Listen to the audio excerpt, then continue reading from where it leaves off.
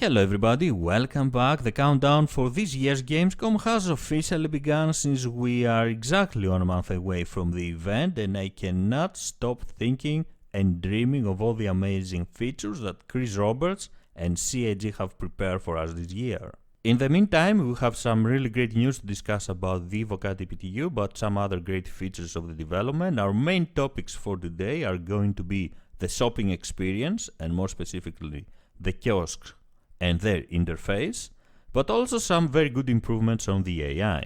But before we discuss about these features, let's go ahead and take a quick look at the production schedule report for this week.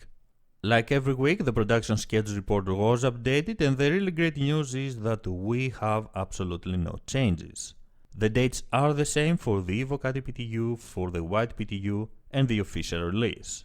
Additionally, there doesn't seem to be any major blocker left for the Alpha 3.0 update. There are some features that require more work, mostly bug fixing and polishing, but I would dare say that we are ready to have Alpha 3.0. The Evocati PTU release window started last Thursday on July 20th and it stretches until August 3rd, so that means that any time between this time frame, we could get the Evocati PTU and officially begin the Alpha 3.0 update. After that, the Wide PTU is going to follow, which is planned from August 7th to August 18th. And the official release date, which I would dare say is locked now, is expected to happen at Gamescom this year during the presentation. These are really great news, and to be honest, this is the first time that we have been so close to an Alpha 3.0 release, the Evocati PTU release, that will start the whole process and eventually will give us this amazing update. So let's go ahead now and talk about the kiosk, their interface, and of course the commodities and the various goods that we will be able to buy and sell in the Star Citizen universe. With the Alpha 3.0, trading will be added to the game, and in order to have a good trading experience, the shopping experience has to be good as well. To achieve this, the developers have created the kiosk system, which is going to be the user's interface to purchase or sell goods in the game. Through this system, it will be possible for us to view an entire shop inventory, browse, filter, list, even compare items with other items to see what fit us the best. So for example, we could compare the various weapons with each other in order to understand what are their capabilities and which one we should buy for our beloved vessel. The kiosk system is going to be really helpful for shopping and general trading in Star Citizen in the expanded persistent universe, but it will expand later to other services, for example landing services, and it will be possible to use this system in order to restock and refill our ship. In the latest Around the Verse, we had the opportunity to take an in-depth look at the kiosk system, how these interfaces will be added to the game, to the verse, and how they will blend with their environment. Kiosks at different locations will have different visuals and even different graphics. So that means that the kiosk interface on one station, Grimhex for example, might be looking a bit old and have an old school DOS forum style, while another kiosk interface at Port Olisar might look a bit more modern. Their visuals will reflect the status of the station that can be found, which I find quite good, and another little detail that will make the various locations around the universe of Star Citizen unique. Branding is also very important, which means that kiosks, depending on what kind of store or manufacturer they belong, will have different graphics, and I find this a nice little detail that will add color to the world of Star Citizen. What I found rather impressive about the kiosks and their interface is that it is just the front of a very complex and with huge depth system. There is a whole process to create the items of Star Citizen, items like vessels, spaceships and weapons, but also other items as well. And there are recipes and the manufacturing process in order to have these items created in the verse. Obviously, these recipes will not be used by the players, they will not just be added and we will have suddenly crafting in the game, but the various factories and NPC entities inside the worlds of Star Citizen will have to follow this process in order to create our spaceships, for example.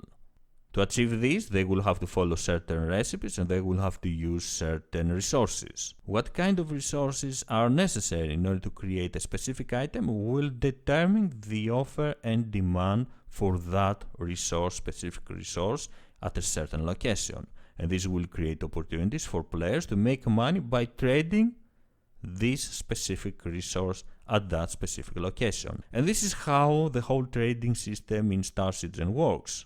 There are conditions that can create opportunities, there are conditions that can increase the demand or lower the demand for a specific item and with it affect the price as well. So for example, if there is lack of a certain commodity, of a certain good that is necessary to create a spaceship or a weapon, then the demand for that good will increase and the offered price will increase as well, and a player trader will have the opportunity to make a lot of money by delivering this certain good, this certain commodity at that specific location.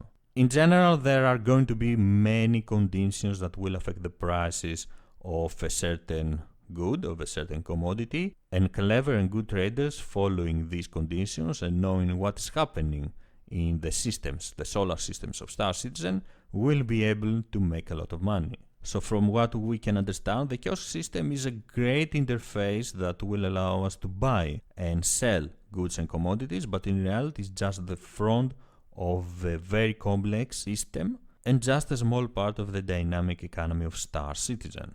Let's move on to the AI front now, and some really encouraging news. The team of CIG is experimenting with Levski, having a full AI population, and they are working on their behavior to ensure that it is not causing them to overcrowd in any given area. This is making me understand that the developers want to have as many NPC as possible in Levski, but also the other major landing zones, Port Olisar and Grim Hex, and actually bring these locations to life. It also makes me believe that the first NPC that we will get in these locations will not just be static like the few NPC we have right now in game, but will be and look a lot more alive, following their own routine and taking a walk around the stations. They are also stress testing the servers to determine what AI populations can support and still have a very good performance. So I hope we will get many NPC in the game with this Alpha 3.0 update. I know that it is not possible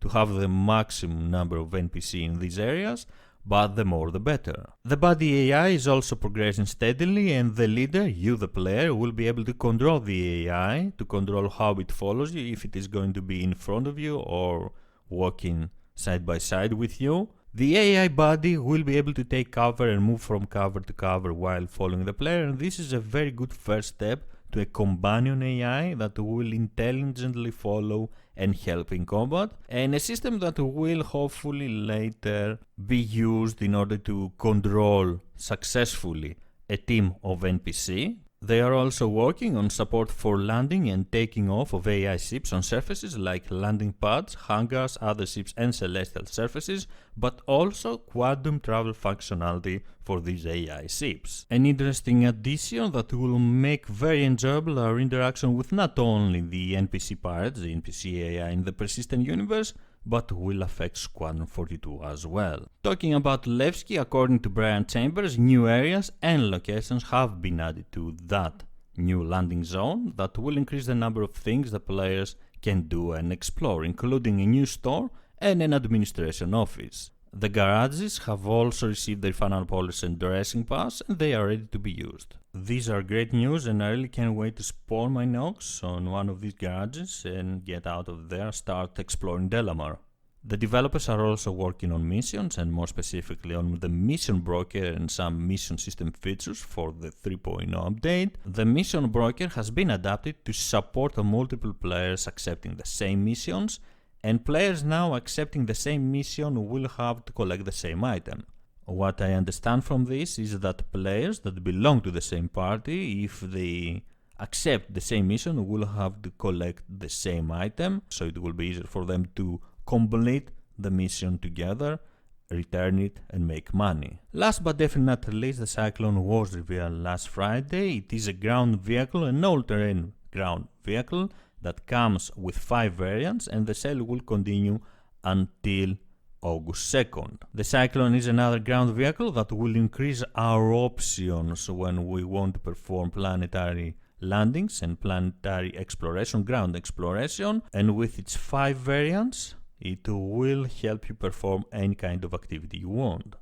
So this is everything I'm going to share with you today. These were the major news from last week. Of course, the developers are working on a lot more features, on bug fixing and polishing all the features of Star Citizen for the Alpha 3.0 update, and I really hope that we will get the Evocati PTU as fast as possible so we can have this amazing patch on our hands in the form of the white PTU at first and later with its official release during the game's compressed edition. I would love to hear your thoughts about the AI, the improvements on the AI, which I consider fantastic, and I can't wait to see them in-game, but also the Cyclone if you have bought it or if you want to buy one in the future.